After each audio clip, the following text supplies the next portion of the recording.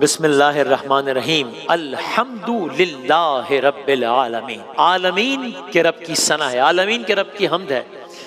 आप ये time note कर लीजिए, रोज़ाना हम इस कमो बेश इसी वक्त आपकी खिदमत में हाजिर होते हैं।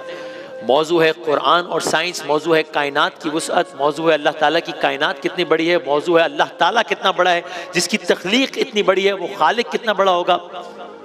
और ये यकीन है, मैं अपनी हद तो कह सकता हूँ कि मैंने जब इस सब चीज़ों को पढ़ा, जब ये स्क्रिप्ट तरतीब दिया, जब ये रिसर्च की, तो मुझे अपनी कम इल्मी का भी एहसास हुआ, कच फहमी का भी एहसास हुआ। मैं हैरान परेशान हो गया। मुझे ऐसा लगता है कि आज भी जब हम इस दास्तान को आगे बढ़ाएंगे तो हम बात करते चले जाएंगे, बात करते चले जाएंगे, और आपके दिलो दिमाग से और जबान से अल्फाज निकलते चले जाएंगे, आप दोहराते चले जाएंगे, अल्लाह अकबर अल्लाह अकबर। डायरेक्ट आज के मुद्दे पर आते हैं। हमने जमीन के चांद पर तफसील से बात की थी कि चांद पर हो क्या क्या रहा है, लेकिन जमीन के चांद से जब हम फारिग हुए तो हमने अगला सवाल पूछा कि बस ये एक ही चांद है ना पूरे सोलर सिस्टम में। अभी कायनात की बात नहीं कर रहा, सिर्फ अपने सोलर सिस्टम की। तो पता चला नहीं, चांद एक नहीं है, एक सैयारा, उसके दो चांद हैं। कोई है जिसके 50 से ज्यादा चांद हैं, कोई है जिसके 100 से ज्यादा चांद हैं। मालूम हुआ अभी कायनात को छोड़ दें, हमारी अपनी जमीन के आसपास 300 के करीब चांद है। 300 चांद है तकरीबन, और हर चांद की एक अलग दास्तान है। अब आप अगले 10 मिनट हमारे साथ रहिए, सुनिए और हैरान हो जाइए कि ये आलम क्या है, ये माजरा क्या है। अब इतना वक्त नहीं है कि एक एक चांद के बारे में अर्ज करें, जाहिर है कि 300 चांद है तो कितनी बात हो सकती है। लेकिन हमने यूं किया है कि जरा निजाम शमसी के जो कुछ सबसे ज्यादा दिलचस्प चांद हैं, हम आपके लिए उसकी इंफॉर्मेशन बहुत शॉर्ट करके आपकी खिदमत में लाएं, ताकि अभी उलमा कराम भी फरमा रहे थे कि एक मुसलमान को दुनियावी हवाले से भी उसको मालूमात होनी चाहिए, और ये मालूमात तो दुनियावी भी है, दीनी भी है। ये हमें बताती है अल्लाह ताला पर हमारा ईमान पुख्ता करती है। तो जो सबसे इंटरेस्टिंग चांद हमें लगे हमने शॉर्ट डाउन किए हैं। मैं अर्ज करता हूँ ताकि मालूमात में मैं अपनी बात करूं, मेरी मालूमात में इजाफा हो, ईमान में इजाफा हो। बस जल्दी जल्दी चलते हैं। पहले आप इसका सुन लीजिए अगले 50 सेकंड के लिए। ये मार्स है ना, मार्स का एक चांद है। वैसे तो चांद उसके ज्यादा है, एक से ज्यादा चांद है, लेकिन मार्स का एक चांद है, फोबस कहते हैं। ये इतना अजीब व गरीब चांद है कि जमीन पे हमारा एक चांद है ना, वो चांद निकलता है और चांद चला जाता है। ये जो चांद है जो मार्स पर है, ये ऐसा है कि अगर आप फर्ज करें कि मरीख पर रहते हैं अगर आप, तो आपको ये चांद एक दिन में 3 बार तुलू होता हुआ और 3 बार गुरूब होता हुआ नजर आएगा। अजीब, एक ही चांद है, दूसरे चांद की बात नहीं कर रहे इसके। एक ही चांद है, दिन में 3 मरतबा तुलू हो रहा है, 3 मरतबा गुरूब हो रहा है।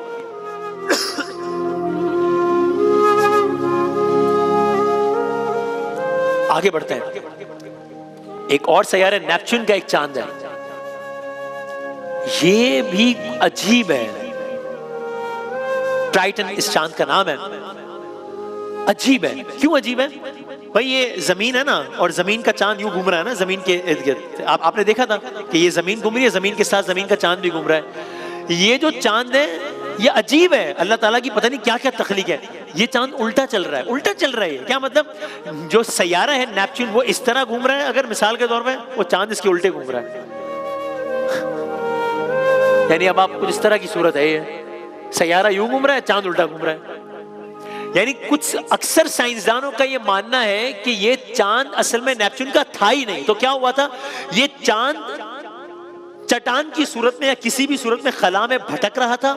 ये इस सैयारे के पास से गुजरा, और जब इसके पास से गुजरा तो इसकी कुव्वत में फंस कर रह गया। तब से अब तक इसके इर्द गिर्द घूम रहा है। सैयारा यूं घूम रहा है, चांद यूं घूम रहा है। ये पूरे निजाम शमसी का इतिहास से सबसे मुनफरिद चांद है। और इस चांद पे बहुत बर्फ है, बहुत बर्फ है इस चांद पे।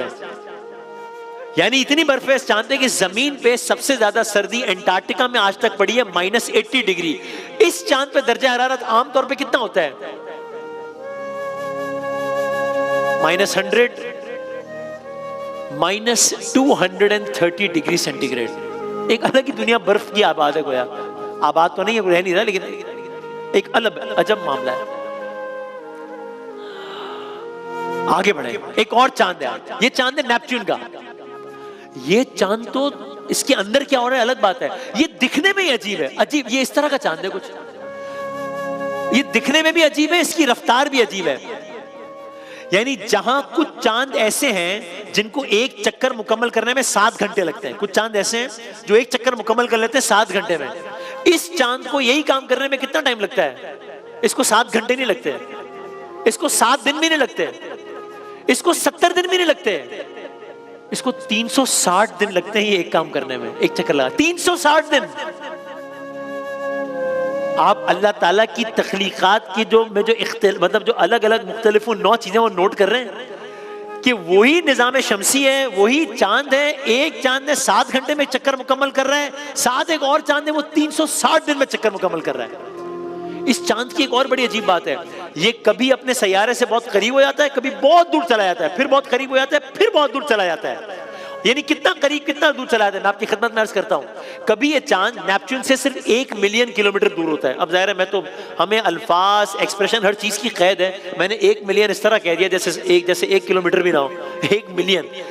कभी कभी ये चांद अपने सैयारे से 1 मिलियन किलोमीटर के फासले पर होता है, और कभी कभी यही चांद घूमते घूमते घूमते घूमते अपने सैयारे से 10 मिलियन किलोमीटर दूर चला जाता है, फिर वापस आ जाता है, फिर दूर चला जाता है। अल्लाह अकबर।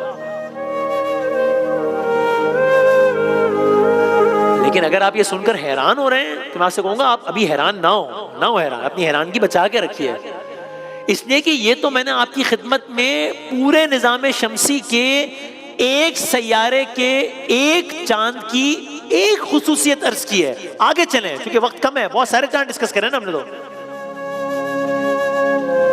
एक और प्लेनेट का एक और चांद है, मिरांडा करके कुछ कहते हैं इसे, इसकी प्रोनाउंसिएशन इस तरीके की है कुछ, ये शेक्सपियर की एक तहरीर है, उसके किरदार की एक हीरोइन के नाम पर है।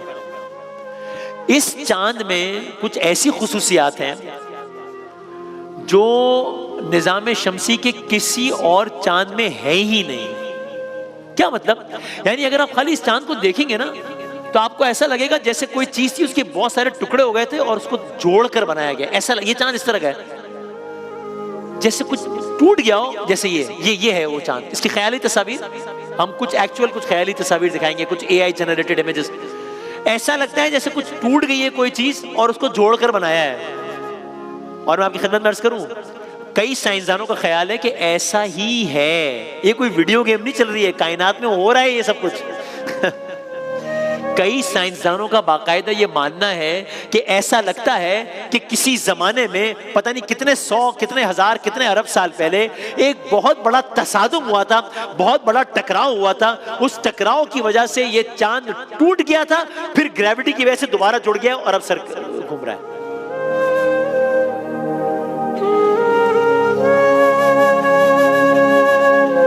इस चांद के अंदर खाली ये नहीं है, इस चांद के अंदर गहरी गहरी वादियां हैं, खाइयां हैं। चांद के अंदर पूरे निजाम शमसी की सबसे गहरी वादी इस चांद में है। 20 किलोमीटर गहरी वादी है इस चांद के अंदर। इसका मतलब क्या हुआ? ये 20 किलोमीटर कितना होता है? इसको समझने के लिए हम समझ लें, जमीन पर जो सबसे ऊंचा स्ट्रक्चर है कौन सा है? Mount Everest. आसमान से बातें कर रहे हैं ना। माउंट एवरेस्ट कितना ऊंचा है? तकरीबन 8 किलोमीटर। माउंट एवरेस्ट की ऊंचाई को मल्टीप्लाई बाय 3 कर दें तो इतनी गहरी खाइयां हैं इस एक चांद के अंदर, और यहां बर्फ ही बर्फ है। अभी आपने मनाजिर देखे होंगे तो आपको खूब बर्फ नजर आई होगी, इसलिए कि इस चांद पर बर्फ ही बर्फ है, चटाने ही चटाने। Temperature -187 degree centigrade. आगे बढ़ते हैं, टाइम कम है, सैटर्न की तरफ चलते हैं। इस सैयारे के तो अपने 150 चांद हैं। 150 चांद एक सैयारे के, जैसे हमारा सैयारा है जमीन, उसका एक चांद है, इसके 150 चांद हैं। उसमें से एक चांद है टाइटन। ये चांद दिखने में लगता है जमीन जैसा, लेकिन है नहीं जमीन जैसा। इस चांद के अंदर दरिया है, लेकिन जमीन के दरियाओं जैसे नहीं है। फिर क्या दरिया किसी और जैसा? दरिया तो समंदर पानी का ही होता है ना भाई, और भी किसी चीज का होता है क्या? जी हां, इस चांद के अंदर मीथेन के दरिया हैं। इस चांद के अंदर भी समंदर है, पानी के समंदर नहीं है। इस चांद के अंदर मीथेन के समंदर है। इस चांद के अंदर बारिश हो रही है, जमीन की तरह हमारे मीथेन की बारिश हो रही है। मैं जब ये सब पढ़ रहा था तो मुझे अंदाजा अपनी कम इल्मी का हो रहा था कि हमने ये दरख्त, पहाड़, दरिया समझ कर ही मैंने कह दिया अल्हम्दुलिल्लाह रब्बिल आलमीन। बार अल्लाह तेरे क्या कहने तेरी तख्लीकात के। भाई ये तो ये मंजर है चांद के अंदर, ख्याली कुछ ऐसा मंजर है। वो भाई हम तुम जहां सोच नहीं जा सकती वो सब कुछ आबाद है। बर्फ के पहाड़ है इसी चांद के अंदर, इस तरीके से बर्फ के बड़े बड़े पहाड़ हैं। एक और चांद है, एक और चांद है सैटर्न का, जहां बर्फ के फव्वारे हैं। वहां बर्फ के पहाड़ थे, यहां बर्फ के फव्वारे हैं। यानी आप सोचें खला में 100 किलोमीटर बुलंद पानी के फव्वारे हैं और बर्फ के नीचे पूरा एक समंदर मौजूद है। बर्फ के नीचे पूरा एक समंदर मौजूद है। एक और चांद भी है, वो भी अजीब है। क्यों? एक अगले चांद की तरफ बढ़ते हैं। आयापिटस कहते हैं ये 2 रंगों का चांद है। 2 रंगों का चांद? जी हाँ, हमारा चांद तो एक ही तरह का ना, ये चांद ही 2 रंगों का है। इसका एक हिस्सा बहुत चमकदार है, बहुत बर्फानी है, बहुत सफेद है। इसी चांद का दूसरा हिस्सा मुकम्मल तारीख है, मुकम्मल स्याह है। आप बस सुनते चले जाइए और अल्लाह अकबर कहते चले जाइए और हम आगे बढ़ते चले जाएंगे। अब एक और चांद है,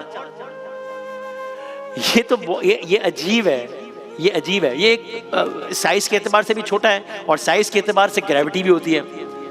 किस्सा मुख्तसर, ये एक और चांद है, इसकी ग्रेविटी कम है। जमीन पर हम जब कदम उठाते हैं तो ग्रेविटी की वजह से कदम नीचे आता है ना, कोई चीज उछालते हैं ग्रेविटी की वजह से नीचे आते हैं। हमारा जमीन का जो चांद है उसकी ग्रेविटी 6 गुना कम है। इसलिए जब नील आर्मस्ट्रांग चांद पे गया था तो उसका कदम जब उठ रहा था तो उस रफ्तार से नहीं आ रहा था। अब ये जो एक और चांद है इसकी ग्रेविटी इतनी कम है, इतनी कम है कि आप समझ लें ये एग्जिस्ट तो करता है ये चांद छोटा सा, लेकिन इसकी ग्रेविटी है ही नहीं। इसका मतलब समझ रहे हैं आप क्या हुआ? इसका मतलब ये हुआ कि ये इस चांद पे अगर कोई शख्स फर्ज करें कि खड़ा है, तो इस चांद पे अगर कोई शख्स इसकी सतह पर खड़ा है और अगर वो एक जंप मारता है तो वो उछलकर खला में चला जाएगा, वापस ही नहीं आएगा, खला में चला जाएगा। फबिअय्यि आलाइ रब्बिकुमा तुकज़्ज़िबान, कौन कौन सी, ये ग्रेविटी कितनी बड़ी नेमत है तो अभी पता चला मुझे। कौन कौन सी नेमतों को झुटलाओगे? क्योंकि जिस चांद पर ग्रेविटी नहीं है वहां का आलम यह कि वहां से कोई जंप करेगा तो वो ऊपर ही चला जाएगा, वो खला में चला जाएगा। लेकिन इससे पहले कि मैं अगली बात अर्ज करूं और आज के तक ये सेगमेंट खत्म करें, कुरान करीम की बहुत सारी आयत थी जो हम वैसे पढ़ते हैं, तसलसल में पढ़ते हैं, तर्जुमा भी पढ़ते हैं, तसलसल में पढ़ते हैं। ये सब पढ़ने के बाद all of a sudden many things started making sense to me. ये सूरह, अभी आपने सब कुछ सुन लिया ना, अब आप सूरह आले इमरान है, आयत नंबर 191 है। अब आप सोचें कि ये बात उस जमाने में, आज तो हमें समझ आ रही है, it is making some sense. यानी ऑफ कोर्स कुरान मजीद से ज्यादा सेंसिबल किताब कोई नहीं है, हमारी कम अक्ल है कि हमें समझ में नहीं आ रही थी बात। आप सोचे 1400 साल पहले ये बात हो रही है, कैसे हो रही है अगर ये किताब हक नहीं है तो? सूरह आले इमरान है, आयत नंबर 191 है। मैं सिर्फ तर्जुमा आपकी खिदमत में पेश करता हूँ, आयत का भी आप एक अक्स देख सकेंगे। और उस आयत का तर्जुमा ये है, जो उठते बैठते और लेटते हर हाल में खुदा को याद करते हैं और आसमान और जमीन की साख्त में गौर व फिक्र करते हैं, वो बेख्तियार बोल उठते हैं, परवरदिगार ये सब कुछ तूने फजूल नहीं बनाया। वो बेख्तियार बोल उठते हैं, परवरदिगार तूने सब कुछ बेमकसद नहीं बनाया, तू पाक है इससे कि अबस काम करे, बस ऐ रब हमें दोज़ख के अज़ाब से बचा ले। बहुत सारे अशआर अब समझ में आ रहे हैं जो हम कायनात के हवाले से पढ़ते हैं। लेकिन अगर आपको लगता है कि आपने चांद के अजायबात सुन लिए हैं तो मैं जाते जाते हाथ जोड़कर एक छोटा सा चैलेंज नहीं लेकिन गुजारिश करना चाहता हूं। निज़ाम शमसी के जो बहुत हैरत अंगेज चांद हैं वो जुपिटर में है, जिसकी हमने बात ही नहीं की है। और इसकी कुछ ऐसी चीजें हैं जो कि इन सारे चांदों में मिली थी। और जब आप वो सब सुनेंगे तो आपको लगेगा कि अच्छा ये तो कोई बात ही नहीं है, उसमें इतनी इतनी अजीब व गरीब बातें हैं। और वो बातें क्या हैं, कलर्स करेंगे इंशाअल्लाह।